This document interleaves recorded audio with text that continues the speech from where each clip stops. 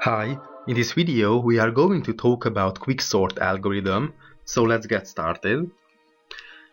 The good implementation can be about 2 or 3 times faster than its main competitors, the merge sort or the heap sort.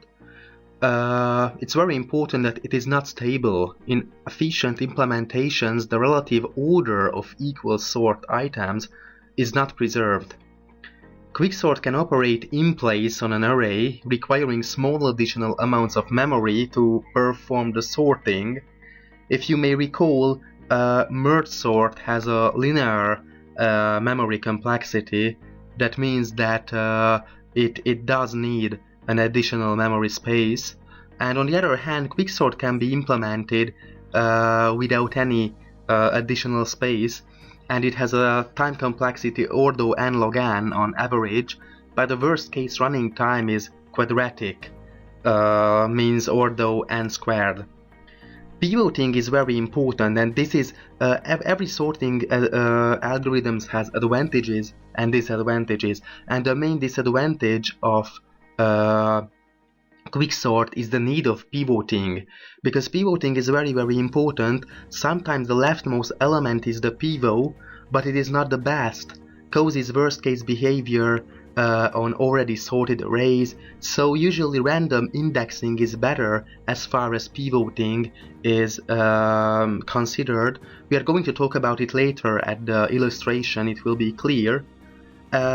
And choosing the median is even better. It was invented by Professor Sidwig from Princeton University, and he came to the conclusion that pivoting is very important, okay, and what's the best pivoting strategy, and he came to the conclusion that choosing the median is the best solution in these situations. So use insertion sort, which has a smaller constant factor and is thus faster on small arrays, and that's why, as I said earlier, merge sort and Quicksort has insertion sort as a sub-algorithm. And Quicksort's divide and conquer formulation makes it amenable to parallelization, which is quite a disadvantage. But as I said earlier, the main disadvantage of Quicksort compared to merge sort is that we have to choose the pivot. Okay, so let me see the illustration. We have an unsorted array, and in this situation the pivot element will be the leftmost, but we could pick the pivot at random, but here the first element will be the pivot, and the algorithm can be easily implemented and formalized to random indexing concerning pivoting, and it's not so hard. But in this situation we are focusing on the leftmost indexing, and we choose the leftmost element to be the pivot. So in this situation the pivot is the 3, and we keep comparing the items and checking whether it's greater or larger, because we want to, the aim of this approach is to separate the array with to numbers that are greater than our pivot elements and numbers that are less than our pivot element. In this situation the pivot element is the 3, and we want to find an algorithm that can solve this classification problem easily. So we keep comparing it 1, we came to the situation that it's smaller than 3, so it's okay, we keep going. 4 is larger, so we mark this item. 1 is less than 3, so we swap the 1 with the 4. Then we keep going. 5 is greater than 3, so it's in the right position. Then keep going. 9 is greater than 3, so it's in the right position. But 2 is less than 3, so we have to swap it with the first marked number, which is 4. So we swap them. 6 is greater than 3. 5 is greater than 3, so it's okay. And 3 is greater or equal to, it's equal to 3, so it is in the good position.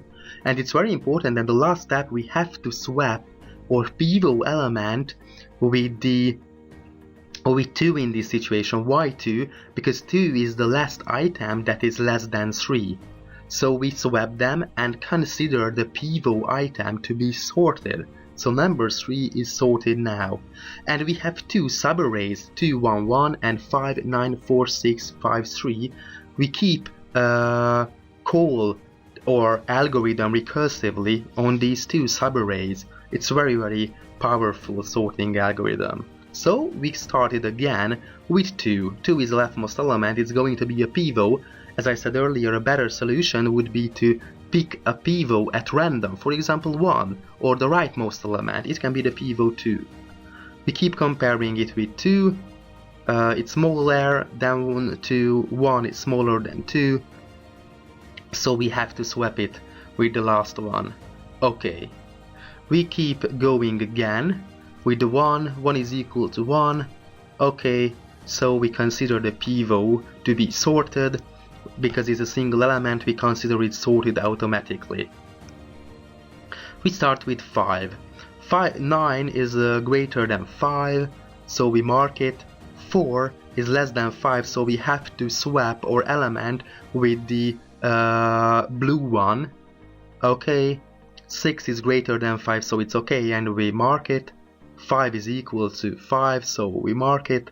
And 3, we have to swap 9 with 3.